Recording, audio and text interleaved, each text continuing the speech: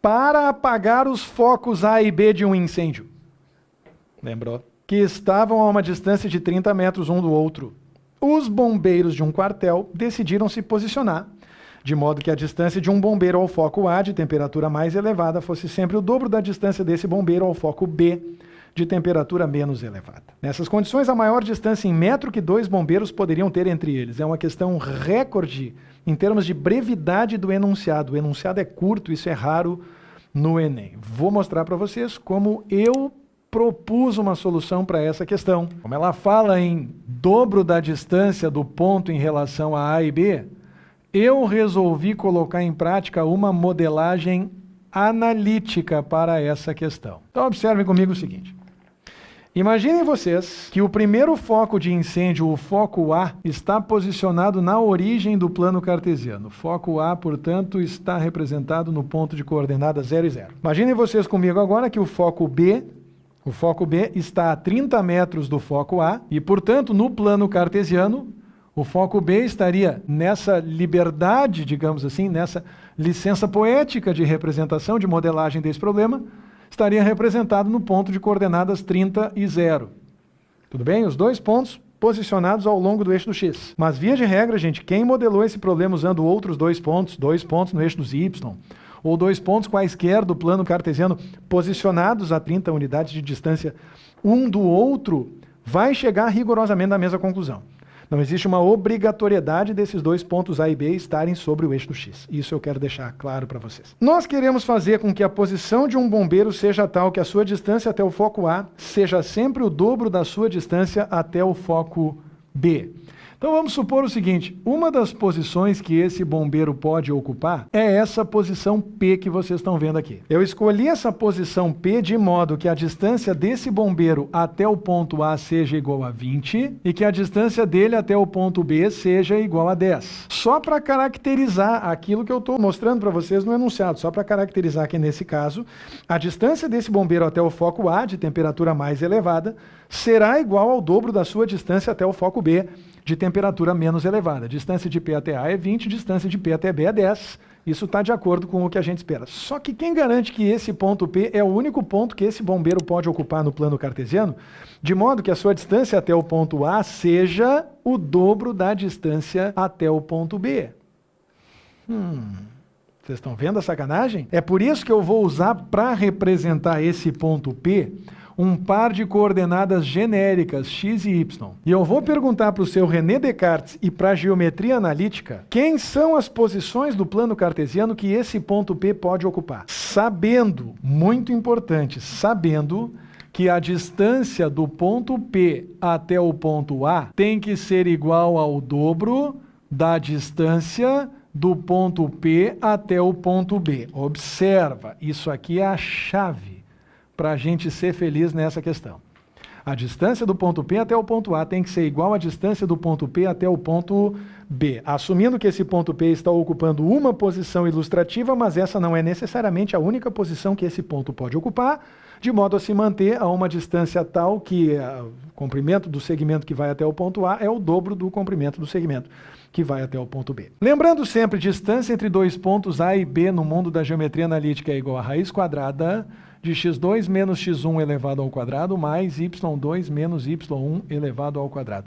Eu não lembro de outro registro de questão do Enem que tenha exigido distância entre 2 pontos até hoje. Confesso para vocês, não lembro. Se aconteceu, já sumiu da minha mente. Mas é importante que fique claro, de novo, na geometria pode cair plana, analítica e espacial. Infelizmente, em 2018, a analítica resolveu voltar em grande estilo. Então vamos lá. Primeiro, distância do ponto P até o ponto A. A distância do ponto P até o ponto A vai ser igual a raiz quadrada de x menos 0, escreve aqui x menos 0 elevado ao quadrado, somado com delta y menos 0 também elevado ao quadrado. Eis aqui a distância de P até A. Essa distância de P até A vai ser igual a 2 vezes a distância de P até B.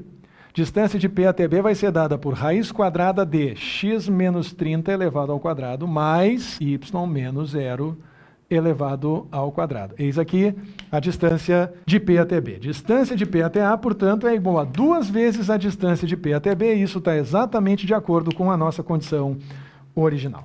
Primeira providência, vou me livrar dessas raízes. Vou elevar ao quadrado aqui e vou elevar todo mundo ao quadrado aqui.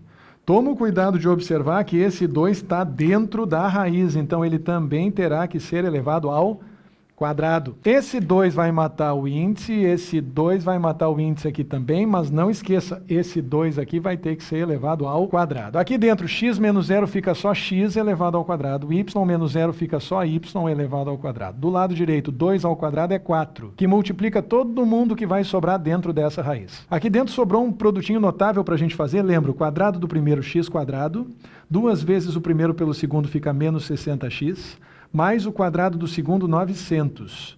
E em seguida, y menos 0 ao quadrado fica o próprio y ao quadrado, não esquece do parêntese, porque esse 4 vai agir sobre todo mundo. Em seguida, na próxima linha, vocês vão ver que vai melhorar um pouco agora, x ao quadrado mais y ao quadrado do lado esquerdo é igual. Esse 4 aqui agora no chuveirinho vai distribuir, vai multiplicar todo mundo, 1, 2, 3, 4. No momento que ele multiplicar todo mundo, vai ficar 4 vezes x quadrado, 4x quadrado. 4 vezes menos 60 fica menos 240x. Depois, 4 vezes 900 vai dar mais 3.600. E, finalmente, 4 vezes y ao quadrado fica 4y ao quadrado. Pintou x quadrado e y quadrado da mesma equação, a gente desconfia. Eu acho que eu estou diante de uma circunferência. A geometria analítica voltou em grande estilo. Voltou pedindo distância entre dois pontos, que se traduz, por mais surpreendente que pareça, em um problema de circunferência. Olha que viagem o que vai acontecer aqui agora. Eu vou passar todo mundo aqui para o lado esquerdo, depois vou trocar de sinal, tá? Então o 4x quadrado vem para cá como menos 4x quadrado mais x quadrado fica menos 3x ao quadrado. Em seguida o 4y ao quadrado vem para cá de sinal trocado como menos 4y ao quadrado mais y ao quadrado vai ficar menos 3y ao quadrado. Em seguida o menos 240x vem para cá como mais 240x e o mais 3.600 vem para cá como menos 3.600. Tudo isso igual a zero. Naturalmente, eu vou multiplicar todo mundo aqui por menos 1. Na verdade, eu vou fazer até melhor do que isso. Eu vou dividir todo mundo por menos 3. Eu já vou trocar o sinal de todo mundo e dividir por 3, porque todo mundo aqui é múltiplo de 3. 2 mais 4 dá 6, 3 mais 6 dá 9. Todo mundo aqui é múltiplo de 3. Muito bem. E aí a gente continua aqui, que se Deus quiser vai caber no meu quadrinho. Dividindo por menos 3 divide por menos 3 dá 1, fica x quadrado. Depois, menos 3 divide por menos 3 dá 1, fica mais y ao quadrado. Depois, 240, troca sinal, fica menos 240, divide por 3, fica menos 80x. E por último, 3.600 divide por menos 3 vai dar mais 1.200. Tudo isso igual a zero. Eis que estamos diante, espartanos do meu Brasil, de uma equação de circunferência. X quadrado, y ao quadrado, 80x. O y desapareceu, o coeficiente vale zero.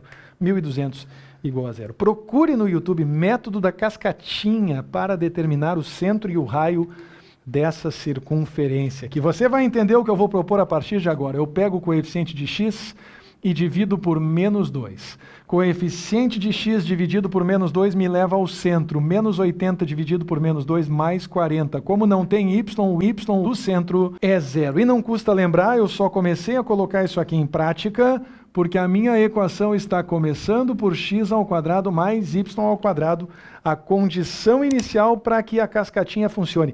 Se aqui eu tivesse, por exemplo, 2x ao quadrado mais 2y ao quadrado, eu teria que ter dividido toda a minha equação por 2 antes de tentar resgatar as coordenadas do centro e a medida do raio. Eis que tenho aqui, portanto, que o centro tem coordenadas 40 e 0, e logo em seguida eu vou pegar tanto o 40 quanto o 0 e elevar ambos ao quadrado. 40 elevado ao quadrado dá 1.600. 0 elevado ao quadrado fica 0, encosta aqui. E nesse momento, sabe quem vem? Quem desce lá dos confins do infinito é o termo independente de sinal trocado. Troca o sinal do termo independente, o mais 1.200 desce como menos 1.200.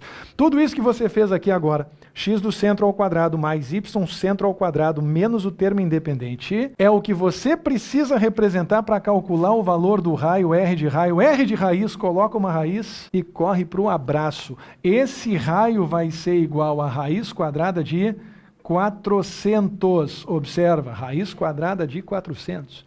O que significa que o raio da região de que nós estamos falando é igual a 20. Exatamente 20. Voltando para o início da questão, porque você, a essa altura, certamente já esqueceu. O que nós estamos tentando determinar é quais são as posições que esse ponto P pode ocupar, de maneira que ele permaneça sempre ao dobro da distância do ponto A em relação à sua distância ao ponto B. O que nós acabamos de descobrir é que esse ponto pode se posicionar nesse plano cartesiano, de modo a se movimentar em torno de uma circunferência cujo centro é o ponto de coordenadas 40 e 0. Observa que maluquice aqui. Aqui eu tenho quanto? 30, né? Eu tinha colocado 40 e 0. Então, mais ou menos aqui o centro dessa circunferência. E cujo raio vai ser igual a 20.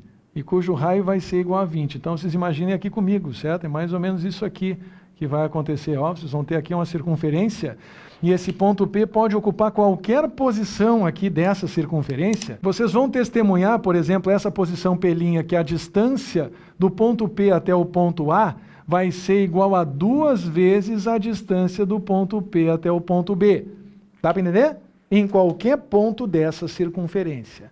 E aí o enunciado vai além e pergunta, nessas condições, qual a maior distância em metro em que 2 bombeiros poderiam ter entre eles? Se eu tenho que posicionar 2 bombeiros ao longo dessa circunferência, qual a maior distância possível entre esses 2 bombeiros? Você deve estar pensando comigo, tomara que sim, pensando corretamente. A maior distância possível vai ser a determinada no momento em que esses 2 bombeiros forem extremidades de um diâmetro, forem diametralmente opostos. E se nós estamos diante, portanto, de uma circunferência de raio 20, para que o bombeiro que ocupa a posição P1 esteja o mais longe possível do bombeiro que ocupa a posição P2, é necessário que a distância entre eles corresponda a um diâmetro 40, e esse 40 nos leva para a resposta certa. Alternativa correta, letra B. De bombeiro, não, letra B.